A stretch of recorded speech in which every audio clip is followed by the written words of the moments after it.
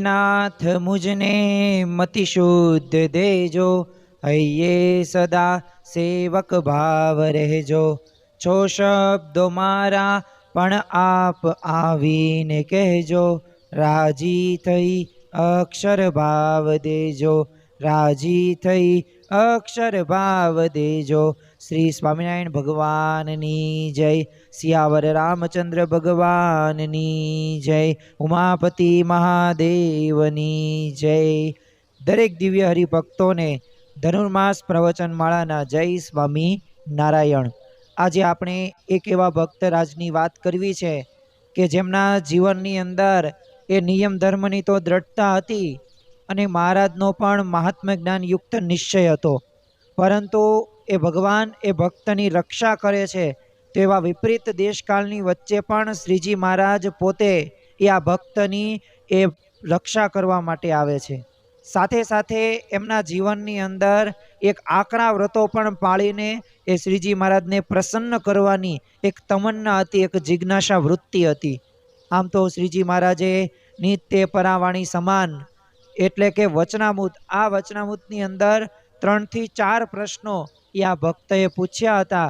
તો એવા ભક્ત એટલે કે લાખણકાના નાજા જોગિયાના આજે આપણે જીવન પ્રસંગો સાંભળવાના છે અને એમના જીવનમાંથી એ આપણે કંઈક અલગ અલગ વિષય અને અલગ અલગ મુદ્દા ઉપર આપણે પ્રેરણા પ્રાપ્ત કરવાના છીએ અને શ્રીજી મહારાજને કેવી રીતે રાજી કરી શક્યા, કેવી રીતે પોતે પ્રસન્ન કરી શક્યા એની વાતો આજે આપણે કરવાના છીએ।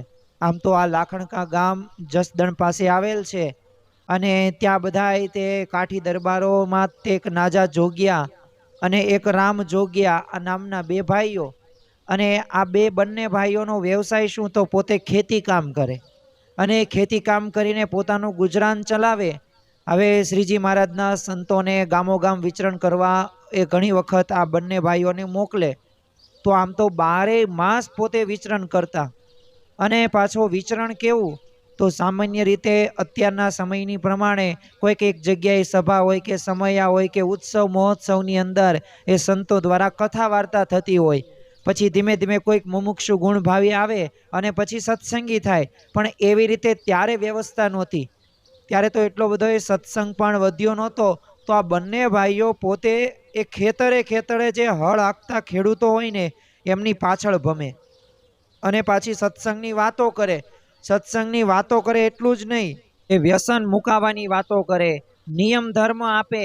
તો આમ બંને ભાઈઓને આમ તો સત્સંગ થયેલો અને પ્રથમ જ મુલાકાત શ્રીજી મહારાજની એમને એ સંવંત 1861ની અંદર ફૂલદોલના ઉત્સવની અંદર થયેલી। આમ તો આ નાજા જોગીઓ પોતે ગઢપુરની અંદર બાપુ એભલ ખાચરના તે સગા થાય, એટલે શ્રીજી મહારાજે ત્યારે ગઢડાની અંદર સંવંત 1861ની અંદર ફૂલદોલનો ઉત્સવ કર્યો।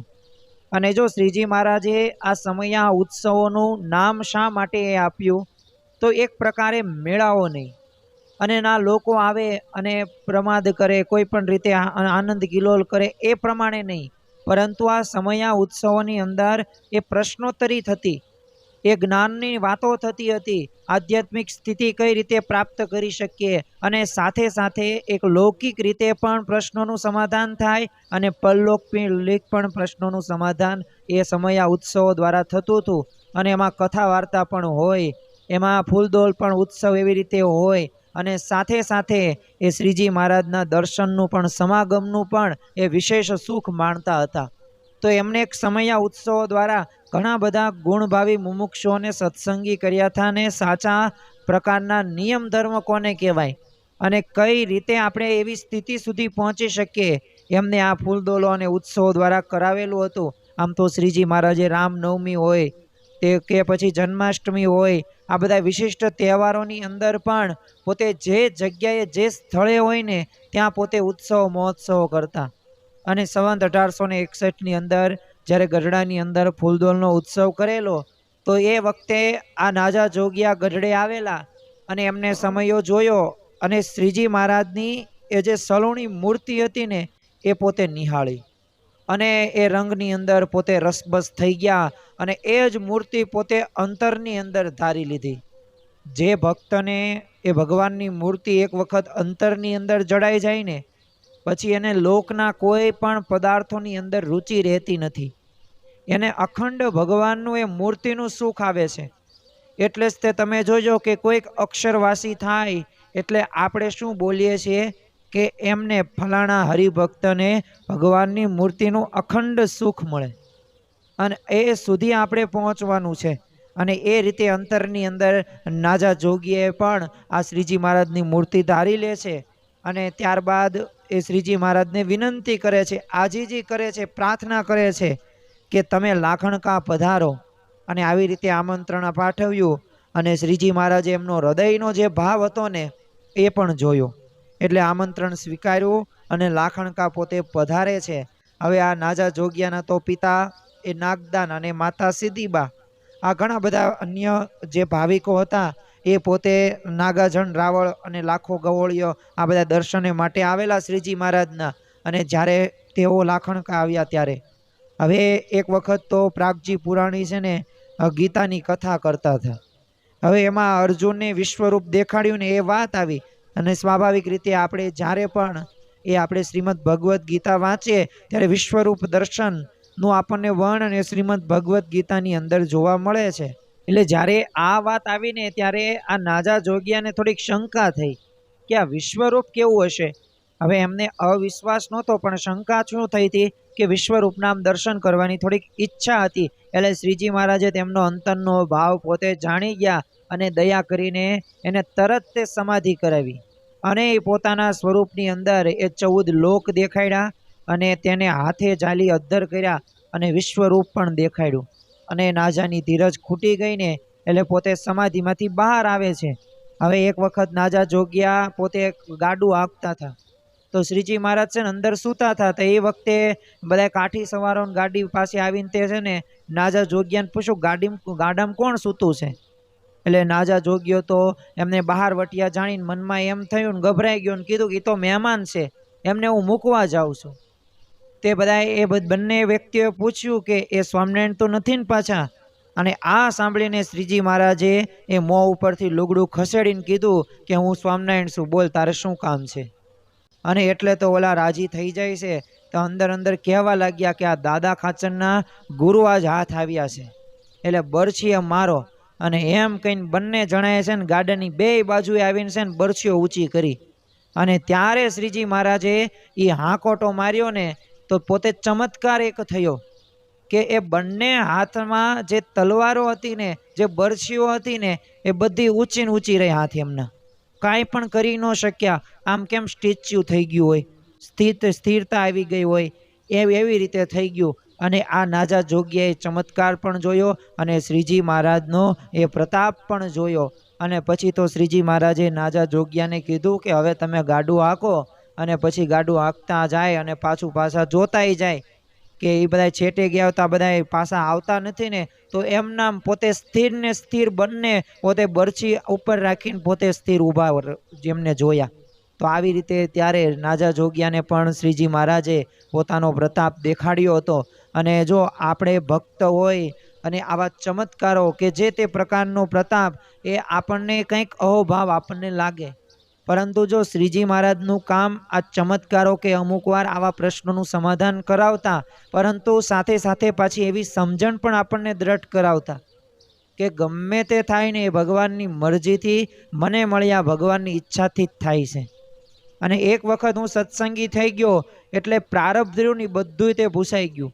હવે એ ભગવાન અને ગુરુની આજ્ઞા પ્રમાણે એ જે થાય ને એ સારું થાય છે. તો આ સમજણ સાથે આપણે જીવનમાં આગળ વધવાનું છે.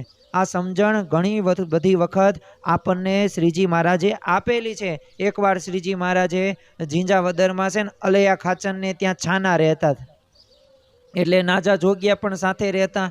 હવે એક દિવસ તો નાજા જોગ્યા સાથે છે ને શ્રીજી મહારાજ પોતે કુસ્તી કરવા લાગે છે. તે રમતમાં છે ને શ્રીજી મહારાજે આ નાજા જોગ્યાને 4 વખત છે ને છત સુધી ઊંચા કરીને ઉછાળીને પાછો હેઠા પાડ્યો, પણ નાજા જોગ્યાને કાંઈ વાગ્યું નહીં. તે નાજો ભક્ત કે મહારાજ આ 4 વાર હું મોભારા સુધી ઊંચળીને હેઠો પડ્યો અને પૃથ્વી ઉપર બહુ પછડાટ ખાધી, પણ મને કેમ કાંઈ વાગ્યું નહીં, કેમ આવું થયું. તે શ્રીજી મહારાજ કે તને વાગે ને તો તારા હાડકા ભાંગી જાય, અને તો અમારી સાથે ફરીને પછી કોણ રમે, એટલે સારું તને વાગવા દેતા નથી અને તારી રક્ષા કરી. તો જો આવી રીતે ભગવાને ત્યારે એને એ બીજો પણ એક ચમત્કાર આ નાજા જોગિયાને ત્યારે કરાવેલો હતો. જો ભગવાન રહ્યા ને એ ભક્તની રક્ષા કરે જ છે. જેમ માવતર હોય ને એ છોકરાની જેવી રીતે રક્ષા કરે ને, એમ ભગવાન પોતાના ભક્તની રક્ષા કરે જ છે. લાખણકા ગામમાં તે એક અટકના બધા અમુક રહેતા હતા, એવા બધા સત્સંગીના છે ને આમ દ્વેષી હતા. કારણ કે એમને શું ખૂંચતું હતું કે આ વ્યસનો કરતા હતા ને એ બધા દૂર કરાવતા હતા અને એ નિયમ ધર્મયુક્ત જીવન બનાવતા હતા આ બધા. એટલે એ બધા તો એવું જ કહેતા કે આ સ્વામિનારાયણના મુંડિયા છે ને ગામ બગાડે છે. હવે આવી રીતે છે ને આખા વ્યસની લોકોને બધી વહેતી બધી વાતો કરેલી, એટલે આ બધા લોકો વ્યસનો વ્યામથી મુક્ત થાય એ બધું ગમે કઈ રીતે? નો જ ગમે ને, કારણ કે પોતાના સાથીદારો મિત્રો હોય એ પોતે પોતાની મહેફિલની અંદર ન આવે તો સ્વાભાવિક છે કે ન ગમે. તો એમાં છે ને એક ગામનો લાખાભાઈ નામના એક હરિભક્ત હતા. હવે પોતે આમાં ભક્ત તો નહીં, પણ સ્વાભાવિક રીતે એ પોતે દ્વેષી આમ હતા. એટલે એકવાર સ્વામિનારાયણની સંતો છે ને લાખણકા પધાર્યા તો આ નાજા જોગિયાને ઘરે ઉતારો હતો, અને નાજા જોગીએ તો બધી પ્રકારની વ્યવસ્થા કરેલી રસોઈ માટે. એના માતુશ્રીને પણ કહી દીધું કે બધું સારું એવું જમવાનું બનાવજો. તો હવે આ લાખાભાઈ પોતાને એને ખબર પડી ગઈ કે આ સાધુઓ તો આ નાજાને ત્યાં ઉતર્યા છે, તો એ પોતે છે ને જાય છે અને બીજા 5-10 માણસોને લઈને ત્યાં ગયા, અને સાધુઓને તો ગાળો સૌ પ્રથમ તો ભાંડવા લાગ્યા અને કહ્યું કે અમને પૂછ્યા સિવાય અમારા ગામમાં જ કેમ આવ્યા, અને હાલ આમ અત્યારે તમે ગામ છોડીને વહી જાઓ ને. આવી રીતે પોટલા બધા ફેંકીને દૂર કર્યા, અને જે રસોઈ હતી એના હાંડલાય ફોડી નાખ્યા, અને પથ્થર ને છાણ ને ઢેખાળોનો વરસાદ વરસાઈ નાખ્યો. પણ સંતો તો શ્રીજી મહારાજના હતા. ભગવાને જે ઉપદેશો આપ્યા ને એ સંતો પરમહંસોના જીવનની અંદર આપણને ચરિતાર્થ થતું જોવા મળે છે. એટલે સંતો તો સ્વામિનારાયણ બસ ભજન કરતા કરતા બીજે ગામ ચાલ્યા ગાય છે. જો ગુણાતીતાનંદ સ્વામીએ પણ પોતાની એ સ્વામીની વાતોની અંદર આપણને કહ્યું છે, અને જ્યારે એ ગ્રંથ વાંચીએ ને ત્યારે આપણને ખ્યાલ આવે. હવે ગુણાતીતાનંદ સ્વામી કહે છે કે મૂંઝવણ આવે તો કેમ કરવું. હવે આપણને જ્યારે આ પ્રશ્ન પૂછવામાં આવે કે મૂંઝવણ આવે તો કેમ કરવું, તો મૂંઝવણ આવે તો દારૂ પીવું, વ્યસન કરવું, અથવા રખડવા જવું, અથવા તો પિક્ચર્સ કે મૂવી કે ફોન ઘુમાડવો. આપણી પાસે આવા જવાબો હોય, પરંતુ એ શ્રીજી મહારાજના જે આશ્રિત જે ભક્ત હોય એની પાસે કેવો જવાબ હોય? તો ગુણાતીતાનંદ સ્વામી કહે છે કે મૂંઝવણ આવે તો કેમ કરવું, તો સ્વામિનારાયણ ભજન કરવું, એથી મૂંઝવણ ટળી જશે. તો જો આ એમની સમજણ આપણે જો આપણા જીવનની અંદર પણ જો આપણે આત્મસાત કરીએ ને તો મૂંઝવણથી આપણે તરી શકીએ છીએ. હવે આ નાજુ અને રામ બંને ભાઈઓ પોતે ખેતર ગયેલા હતા, એટલે ઘરે પાછા આવ્યા ને એટલે આ બધી બાબત એના માતુશ્રી તરફથી એમને જાણી, અને એમનું લોહી ઉકળી ગયું. અને નાજાએ કીધું કે ભાઈ રામ, આ સત્સંગ સારું ગામ છોડી દેવું પડે ને તો ભલે છોડી દેવું પડે, પણ આજે એ લાખાને સીધો તો કરવો જ પડશે. અને એમ કહીને માતુશ્રીને ઘર વખરી સાથે એ ગાડે બેસાડ્યા અને બીજે ગામ મોકલી દીધા. અને બંને ભાઈઓ શસ્ત્ર સજીને ઘોડીઓ પર સવાર થઈને ચોરે આવ્યા, અને લાખવાભાઈ પણ ત્યાં, અને બીજા બધાય પણ એ જે હતા દ્વેષીઓ એ બધાય તો કાવા અને કસુંબામાં પોતે લીન હતા. અને ત્યાં તો એ સબોસબ બરસી વીછવા માંડી. અરે કેટલાકને ઘાયલ કર્યા, અરે ધીંગાણું થઈ ગયું. અને બંને ભાઈઓ સામે બધા એક થઈ ગયા, અને બંને ભાઈઓ પછી ઘોડા દોડાવી મૂક્યા, અને બીજા બધાય તો જે દ્વેષીઓ હતા એમની પાછળ દોડ્યા, પણ હાથમાં કાંઈ આવ્યા નહીં. અને આ બંને ભાઈઓ પછી છુપાતા ભાગતા ફરતા એ ગામમાં એ સુખેથી રહી શકાય ને એમને એવું નહોતું. એટલે નક્કી થઈ જ ગયેલું હતું મનની અંદર, એ વિચાર સાથે જ તે નીકળ્યા હતા. એટલે કેટલાય સ્થળે ફર્યા, કોઈએ આશરો ન આપ્યો. અને છેવટે એક ભડલીના ભાણ ખાચરે બંને ભાઈઓને ભડલીમાં આશરો આપ્યો, એટલે ત્યાં જઈને પોતે વસ્યા. જો સત્સંગ માટે આમ શૂરવીરતા દાખવીને, કારણ કે જો ભક્તના જીવનની અંદર શૂરવીરતા પણ હોવું પડે. શૂરવીર જે ભક્ત હશે ને એના જીવનની અંદર એ ઇન્દ્રિયો હોય કે સ્વભાવ, કામ, ક્રોધ, લોભ હોય, એ બધું થરથર ધ્રુજે છે. અને જો આવા તે એક શૂરવીર ભક્ત એટલે આપણને શ્રીજી મહારાજ વચનામૃતની અંદર પણ કહે છે એવા શૂરવીર તો કોણ છે જેની ઇન્દ્રિયો અને કામ ક્રોધાદિક સ્વભાવ પણ બીવે છે, અને એ છે સુરા ખાચર છે. કારણ કે કુલટા સ્ત્રીનો યોગ થયો પણ છતાં પણ પોતે શૂરવીર થઈને ત્યાંથી પોતે ગઢડા એ નાસી ગયા અને પોતે ત્યાં આવી જાય છે, પરંતુ તે ફસાતા નથી. તો જો એ શૂરવીરપણાનું એ આપણને ઉદાહરણ ખ્યાલ આવે. એમ સત્સંગની અંદર હોય કે કોઈ પણ બાબતની અંદર હોય ને ત્યાં શૂરવીરતા આપણે દાખવવી જ પડે, અને શૂરવીરતા સત્સંગની અંદર તો હોવી જ જોઈએ. અને એટલે જ તે શૂરવીરતાના લીધે એ શ્રીજી મહારાજ બંને ભાઈઓ ઉપર ખૂબ પ્રસન્ન થયા, અને શ્રીજી મહારાજ ભડલી એમને ત્યાં પધાર્યા. હવે ઘર તો સાંકડું હતું. જમ્યા પછી છે ને નાજાએ શ્રીજી મહારાજને ગામને પાદર છે ને એક લીમડાની ઘેઘુર છાયામાં ઉતાર્યા, અને આ ભક્તોને શ્રીજી મહારાજે ઘણું બધું સુખ પણ આપ્યું, અને શ્રીજી મહારાજ ભડલી પછી 2 દિવસ પણ રોકાય છે. વિચાર તો કરો કે આવા ભક્ત ઉપર ભગવાન કેટલા પ્રસન્ન છે કે જે પોતાના નિયમ ધર્મવાળું જીવન, સંતોને જે રીતે એમને અપમાન કરવામાં આવ્યું હતું, તો એની સામે પોતે શૂરવીરતા દાખવી, અને શૂરવીરતા દાખવી એટલું જ નહીં પણ ખરેખરા એ પોતે ભલે ગામ મૂકી દીધું, જમીન મૂકી દીધી, પણ ભગવાનનું ભજન એમને મૂક્યું નહીં. એકવાર શ્રીજી મહારાજ લીમડા નીચે વિરાજેલા, તો ત્યાંથી છે ને ભડલીનો એક ભાણ ખાચર નીકળ્યા, એટલે શ્રીજી મહારાજે મુખારવિંદ ઢાંકી દીધું, અને એ આગળ નીકળી ગયા. એટલે ત્યારબાદ કપડું ખસેરીને છે ને શ્રીજી મહારાજે એના સામે દ્રષ્ટિ કરી. તે નાજા ભક્તે કીધું કે પ્રભુ તમે કેમ આવી રીતે કર્યું? તે શ્રીજી મહારાજ કહે કે ભાણ ખાચર છે ને લૂંટફાટ કરીને લોકો પર જુલમ ગુજારે છે, એટલે એને અમે દર્શન ન દીધા, પરંતુ એણે તમારો પક્ષ રાખ્યો છે ને અને તમને આશરો આપ્યો છે, અને પાછું દ્રઢ બ્રહ્મચર્ય વ્રત પાળે છે, અને એ વિચારીને તત્કાળ પછી અમે દર્શન દીધા. જો આ પ્રસંગ ઉપરથી આપણને એ પણ ખ્યાલ આવે કે જો આપણે ભગવાનના ભક્તનો એ જો મન કર્મ વચને જો એમની સેવા કરીશું, અને જો એ મહિમા સમજશું, કારણ કે સંબંધનો મહિમા સમજવો પણ એટલો જ જરૂરી છે કે કોનો એને સંબંધ થયો, અને આ સંબંધના મહિમા સાથે જો એ ભક્તની આપણે ફૂલ નહીં તો ફૂલની પાંખડી જેટલી પણ મન કર્મ કે વચને સેવા કરીશું ને, તો ભગવાન એ આપણી સેવાને અંગીકાર કરે છે. અને થોડા વખત પછી તો નાજા જોગ્યાને ભડલી ગામે પણ લાખો બધાએ જે ભાઈ હતા એના બધા સાગરીઓ પજવણી કરતા હતા, અને આ ફરિયાદ એણે ભાણા ખાચરને કરી, અને પોતાને જ કારણે નાહકનું આ ભાણ ખાચરને હવે આ બધાય સાથે વેર તો બંધાયણું જ થયું, પણ પોતે વેર નહોતા ઈચ્છતા, એટલે ત્યાંથી પોતે ઉચાળા ભરીને છેવટે ભોયરા ગામની અંદર એ દરબાર વાસુ ખાચરને પછી આશ્રય નાજા જોગ્યો ને રામ એ પોતે જોગ્યો રહેવા લાગ્યા. હવે વાસુ ખાચર અતિ ક્રૂર હતા. હવે એના રાજ્યમાં કોઈ ચોરી કરતા પકડાય ને તો આ વાસુર ખાચર શું કરે, ઢીચણ ભાંગી નાખે અને કેદ કરીને રીબાવે, એટલી એની કડક સજા હતી.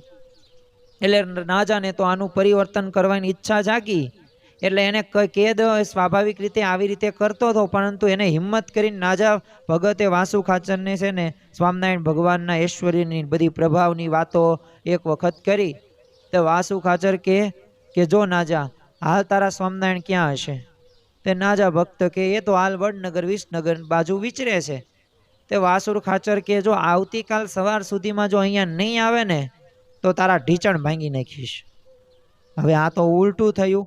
હવે એને મનમાં શું થયું કે હું તો આ સત્સંગી આને કરાવું અને આનું પરિવર્તન મારે કરવું છે, પણ એનાથી ઉલમાં ને સુલમાં પડ્યો અને નવું સંકટ ઊભું થયું. પણ તોય એને હિંમત ભેગી કરી અને ઠેઠ ઉત્તર ગુજરાતથી એક રાતમાં અહીંયા કેમ પહોંચે એ જ મોટો પ્રશ્ન હતો, પણ છતાં એને ભગવાન ઉપર વિશ્વાસ હતો. એટલે આવી વાત એને કરી પ્રથમ તો, પણ એ વાસુર ખાચરે કીધું કે જો તું કહે છે ને કે સ્વામિનારાયણ ભગવાન છે, તો ભગવાન તો બધું કરી શકે, અને તું માને તો છે ને? નાજા ભગત કે હા હું માનું જ છું, અને પ્રતાપની વાતો મેં એમનામ નથી કરી, એ વાત સાચી પણ છે. તો વાસુર ખાચર કે જો ભગવાન હશે ને તો કાલે મને દર્શન દેશે, અને હું એમની પાસે મોક્ષ માગીશ, ને ન આવે તો તને કેદમાં પૂરીને તારા ઢીચણ ભાંગી નાખીશ. હવે આવા કડકાઈ ભર્યા શબ્દોમાં તો આ વાસુર ખાચરે નાજાને બાંધી દીધો, અને આ રીતે વાત કરી નાજા ભક્તે પછી અંતરથી એક જ તે બાણ એમની પાસે શસ્ત્ર હતું, અને એ શસ્ત્ર અમોઘ શક્તિ કહેતા કે એ શસ્ત્ર એ કયું પ્રાર્થના. અને આ નાજા ભગતે તો અંતરથી એવી પ્રાર્થના કરી અને કીધું કે પ્રભુ હે દીનાનાથ લાજ રાખજો, ઢીચણ ભાંગે ને એનો કાંઈ વાંધો નથી, પણ આપણા માથે એ કહેણી રહી જશે. એટલે નાજા ભક્તને તો શ્રીજી મહારાજમાં અપાર શ્રદ્ધા હતી, એટલે તેઓ રક્ષા કરે કે ન કરે એમની મરજીની વાત હતી, પણ મહારાજ સિવાય કોઈ ભગવાન નથી ને એવો પાછો અનન્ય ભાવ એમને હતો. જો પાક્કી નિષ્ઠા કરેલી રાખી હતી કે ભલે જે થવાનું હોય તે થાય, એ તો ભગવાનની ઈચ્છા પ્રમાણે જ થશે, પણ એમને ચિંતા શું હતી? એમના પગની ચિંતા નહોતી, એમને ભગવાનની એ લાજ ન જાય ને એની એમને ચિંતા હતી. કારણ કે જે મહિમા અને પ્રતાપની વાતો કરેલી હતી, અને જો મહારાજ ન આવે તો પછી પાછું થોડુંક ઊંધું પણ પડે. એટલે શ્રીજી મહારાજ તો પોતે મૂળજી બ્રહ્મચારી સાથે વિસનગરના સુબાની ઉપાધિ ટાળવા ગઢડેથી રાતોરાત ચાલતા ત્યાં પહોંચેલા. હવે આમ તો એકલા જ નીકળેલા હતા, પણ છાયાની જેમ આ સેવક બ્રહ્મચારી હતા એ છાના માના એમની પાછળ ચાલતા. હવે પહેલાં તો છે ને એમને પથ્થર મારીને છે ને પોતે પાછા મોકલવા શ્રીજી મહારાજે ઘણી બધી કોશિશ કરી, પણ આ બ્રહ્મચારી કે હું પાછો નહીં જાઉં, તમે જેમ કરવું એમ કરો. અને જો મૂળજી બ્રહ્મચારી એટલે બાળ બ્રહ્મનિષ્ઠ હતા, અને શ્રીજી મહારાજનો પડછાયો સમાન એમના નથી કહેવામાં આવ્યા. કારણ કે શ્રીજી મહારાજ પૂર્વે પહેલાં જાગી જાય, પછી સૂવે ને પછી તે પોતે સૂતા હતા, અને દરેક પ્રકારની અંગત સેવાઓની અંદર આ મૂળજી બ્રહ્મચારી પોતે રહેતા હતા. એટલે એવો પોતે અંતરનો રાજીપો પણ એમને પ્રાપ્ત કરેલો હતો. એટલે પછી શ્રીજી મહારાજે એમને છે ને સાથે લીધા. પણ એ પૂર્વે જ્યારે એ ગઢડાની સીમમાંથી થોડાક બહાર નીકળે છે ને, ત્યાં એક પીપળાનું વૃક્ષ હોય છે, અને આ પીપળાના વૃક્ષની અંદર હવે આવી રીતે છે ને પાણા પથ્થર તો મારે છે. એટલે કહ્યું કે તમે અત્યારે ન જાઓ, એ વાસુર ખાચર બહુ એ બધાના ઢીચણે ભાંગી નાખે છે ને તમને કંઈક થઈ જશે, આવી ચિંતા સાથે વાત કરીને તો શ્રીજી મહારાજે મર્મની વાત એને સમજાવી કે આ જે પીપળો છે, આ પીપળાના જે પાન હલાવે છે એ કોણ હલાવે છે? તો આ મૂળજી બ્રહ્મચારી કે મહારાજ તમે હલાવો છો. તો પછી કીધું કે આ પવન કોણ હલાવે છે? પવનથી થાય છે ને આ તો કે હા પવનથી થાય. તો પવનને પ્રેરણા આપનાર કોણ? એક મહારાજ તમે જ તે. અને પછી એ બધું સમજી ગયો, અને પછી તોય તે એમની સાથે તો જાય જ છે. અને શ્રીજી મહારાજ અને બ્રહ્મચારીએ વિસનગરના સુબાની ઉપાધિ સમાવીને એ પોછે પાછા વળતા હતા. તો એવામાં તે નાજાનું આ સંકટ અંતર્યામી પ્રભુએ જ સાંભળ્યું હતું. એટલે રાતોરાત ત્યાંથી નીકળ્યા, અને ચોમાસાનો સમય હતો, વીજળીના કડકા થયા, વરસાદ દિશ સૂજવા દેતો નહોતો, અને આમ સાંભેલાની ધારે વરસાદ પડતો. અને શ્રીજી મહારાજ તો પલળતા પલળતા વરસાદની જડીઓ એ ઝીલતા ઝીલતા ઠેઠ જસદણ પાસે આવેલા ભોયરા ગામની વાટ લીધી. અને પાણીથી લથબથ વસ્ત્રોમાં શ્રી હરિએ ઉતાવળે માર્ગે કાપી રહ્યા હતા, એટલે વચ્ચે નદી આવેલી હતી. તો વરસાદને લીધે તેમાં ઘોડાપુર આવેલું, એટલે સામે કાંઠે છે ને ઉતરવું થોડુંક અશક્ય બાબત હતી. પણ શ્રીજી મહારાજે તો બ્રહ્મચારીને પૂર ઉતરે પછી આવવાનું કહીને પોતે નદીમાં જંપલાવે છે. હવે પોતે એકલા જ અંધારી રાતે એ વેગની અંદર રસ્તો કાપે છે. મોજડીઓ તો ક્યારની રસ્તા ઉપર છોડી દીધી. કાંટાળા રસ્તે કાદવ ખૂંદતા ખૂંદતા એક ભક્તની રક્ષા કરવા માટે પોતે ભોયરા ગામે પહોંચે છે. હવે પાદરમાં એક ચારણ મળ્યો, એટલે એને કીધું કે આ વાસુર ખાચરને જઈને ખબર આપો કે નાજા ભક્તના ભગવાન એ દર્શન દેવા આવ્યા છે. એટલે શરીર પર તો બધા વસ્ત્રો હજુ ભીના જ હતા. એટલે પ્રભુ સીધા નાજા ભક્તને ઘેર પોતે પધારે છે પ્રથમ તો, અને નાજા ભક્ત તો ઘેલા ઘેલા થઈ ગયા, કારણ કે મહારાજ એ ભક્તની લાજ રાખવા માટે આવેલા. અને ઝટપટ તો ગરમ પાણી મૂકીને વહાલાને ચોળીને સ્નાન કરાવ્યું, નવી ધોતી પહેરાવી, પલંગ ઉપર પધરાવ્યા, અને ચરણના તળિયા હાથ ફેરવવા લાગ્યા. હવે જોયું ને નાજા જોગ્યાએ તો એક બાવળની શૂળો અંદર ભાંગી ગઈ હતી, અને ખૂબ જતન કરીને આ નાજા ભગતે શ્રીજી મહારાજના પગમાંથી કાંટા કાઢ્યા. પણ એમની આંખોમાં એ શ્રાવણ ભાદરવો વહેવા લાગ્યો, અને કહ્યું મહારાજને કે પ્રભુ આટલું કષ્ટ સિદ્ધ તમે વેઠો છો. ત્યારે કીધું કે નાજા તારા જેવા ભક્તો માટે અમે અમારું જીવન એ કૃષ્ણાપણ કર્યું છે, અને ખરેખર જો શ્રીજી મહારાજની એક આપણે કૃપા દ્રષ્ટિ ગણી શકીએ. ને ખરેખર ભગવાનની આ કરુણા જ છે, કારણ કે ભગવાને તમે વિચાર તો કરો, શ્રીજી મહારાજે 11 વર્ષની ઉંમરે ઘનશ્યામ પ્રભુએ ગૃહ ત્યાગ કર્યો. વન વિચરણ કર્યું છે ને આ વન વિચરણ એ ફરવા માટે નથી, કલ્યાણકારી વન વિચરણ છે કે જેની અંદર 5 અનાદિ તત્વોની વાતો કરેલી છે. ખરેખર આપણે પણ આપણા જીવનમાંથી આ આપણે પ્રેરણા લેવાની છે કે ભગવાને આપણા માટે કેવા કષ્ટો સહન કર્યા છે અને અંદાજિત 14,000 કિલોમીટર પગપાળા પોતે યાત્રા કરે છે. હવે થોડી જ વારની અંદર તો ગરમ ભોજન પણ નાજા જોગ્યાએ તૈયાર તો એમને કરાવી રાખેલું હતું. એટલે શ્રીજી મહારાજે નાજાએ હેતને ઈશ્વરે જમાડ્યા અને શ્રીજી મહારાજે નાજાનો એ નવો નકોર સુરવાળ પહેર્યો અને પછી તો તરત તે નવું કેડિયું પહેરીને મસ્તકે નવી બાંધણી બાંધીને પોતે નાજા સાથે દરબારમાં જવા માટે નીકળ્યા. હવે માર્ગમાં છે ને કારાગૃહની દિવાલે રસ્તો પડતો અને ત્યાં અનેક એક ચિત્કાર સંભળતા હતા અને શ્રીજી મહારાજે નાજાને આનું કારણ પૂછ્યું. એટલે નાજા ભક્તે કીધું, પ્રભુ આ વાસુર ખાચર ચોરી કરનારને ભયંકર દંડ આપેશ.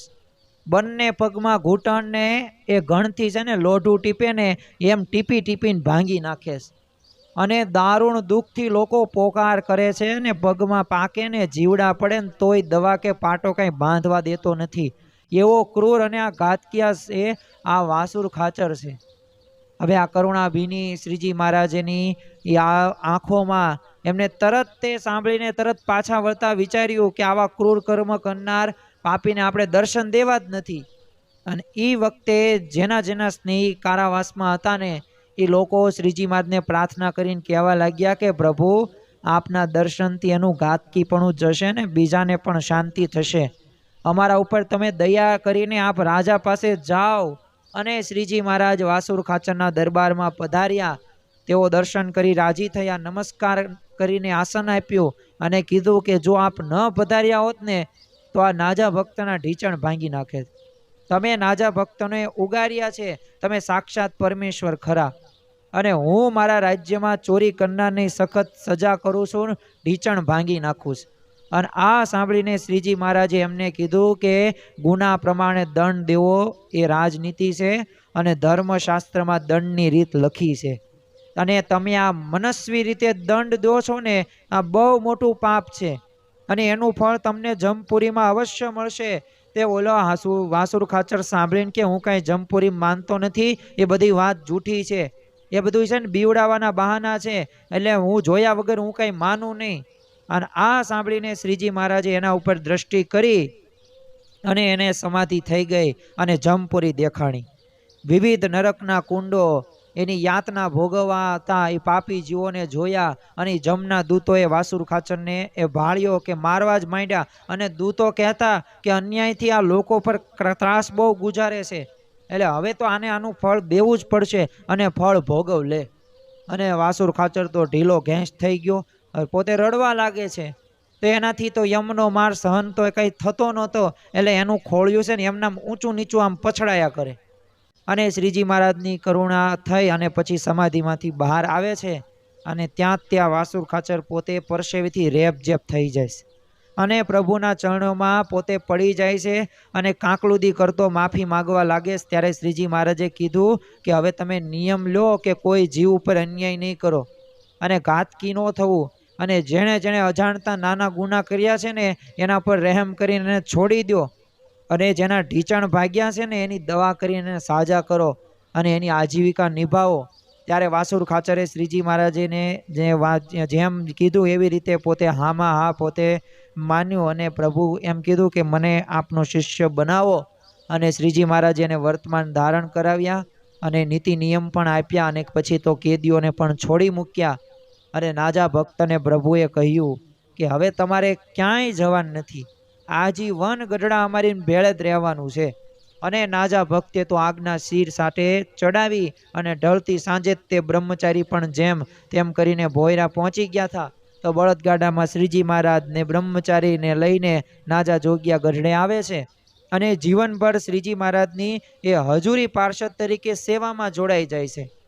હવે નાજા ભક્ત તો શ્રીજી મહારાજની અનુવૃત્તિથી સેવા કરતા હતા એટલે આકરા વ્રતોય પોતે પાળતા હતા. અને જો નિયમો રહ્યા ને એ સારા કહેવાય છે, કારણ કે નિયમોથી જ તે આપણે આગળ વધી શકીએ છીએ. અને જો સત્સંગની અંદર કે પછી લોકની અંદર જેને જેને પણ રૂલ્સનું જો પાલન કર્યું છે નિયમોનું, તો પોતે આગળ વધ્યા છે. અને આ ધર્મના બંધન એ બંધન નથી, મુક્તિના સાધનો છે.